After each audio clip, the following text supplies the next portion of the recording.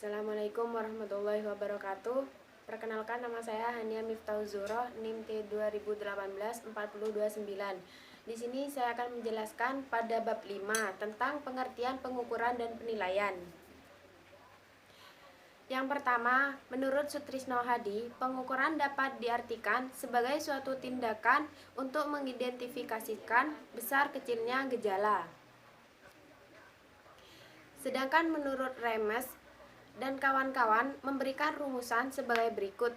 Measurement berasal dari kata to measure, yang berarti suatu kegiatan atau proses untuk menetapkan dengan pasti luas, dimensi, dan kuantitas dari suatu dengan cara membandingkan terhadap ukuran tertentu.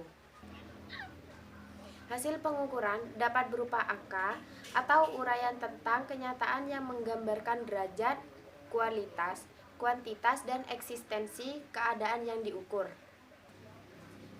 Dalam kegiatan belajar mengajar, pengukuran hasil belajar dimaksudkan untuk mengetahui seberapa jauh perubahan tingkah laku siswa setelah menghayati proses belajar.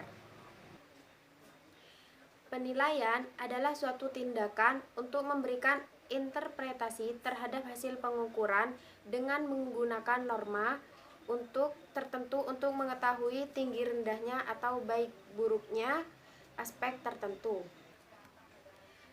Dalam bidang pendidikan, untuk mengetahui tingkat kemampuan sesuatu bagi siswa dapat dipergunakan: yang pertama, angka atau skor yang diperoleh kawan sekelasnya. Yang kedua, batas penguasaan kompetensi terendah yang harus dicapai untuk dapat dianggap lulus atau batas lulus.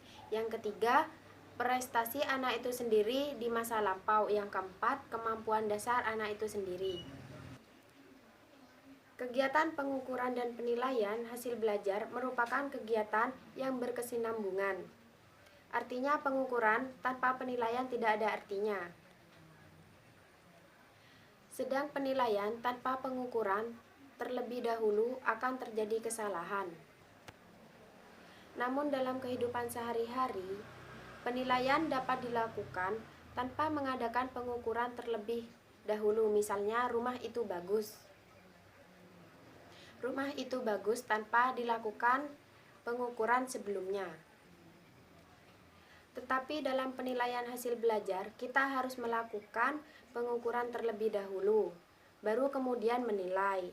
Misalnya, untuk menilai bahwa si Arnin itu pandai matematika, kita harus mengukur dahulu kemampuan matematikanya dengan menggunakan alat tes matematika.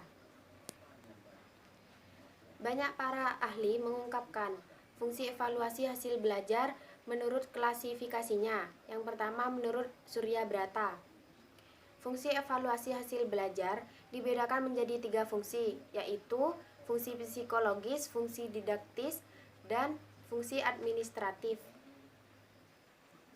Sedangkan menurut Wuraji, fungsi evaluasi hasil belajar dibedakan untuk kepentingan murid, kepentingan pendidik, dan untuk kepentingan lembaga pendidikan. Lain halnya menurut Thorndike dan Hagen. Tujuan dan kegunaan evaluasi hasil belajar diarahkan untuk mengambil keputusan yang menyangkut pengajaran, hasil belajar, diagnosis dan perbaikan, penempatan, seleksi, bimbingan dan konseling, kurikulum, dan penilaian kelembagaan. Banyak objek evaluasi dalam pendidikan itu sifatnya abstrak, misalnya kemampuan sikap, minat, dan sebagainya. Penilaian pendidikan akan mencapai sasarannya bila dalam mengevaluasi memperhatikan prinsip-prinsip sebagai berikut. Yang pertama, evaluasi harus kontinu, artinya harus dilaksanakan secara terus-menerus pada masa tertentu. Yang kedua, harus komprehensif, artinya mampu memahami keseluruhan aspek pola tingkah laku yang diharapkan sesuai dengan tujuan pendidikan.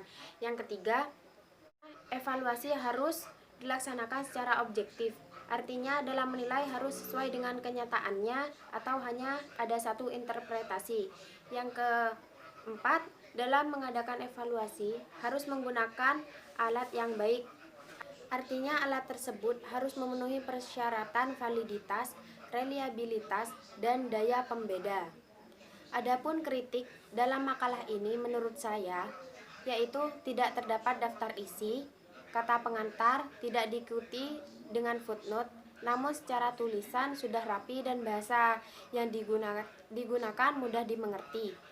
Cukup sekian dari saya. Wassalamualaikum warahmatullahi wabarakatuh.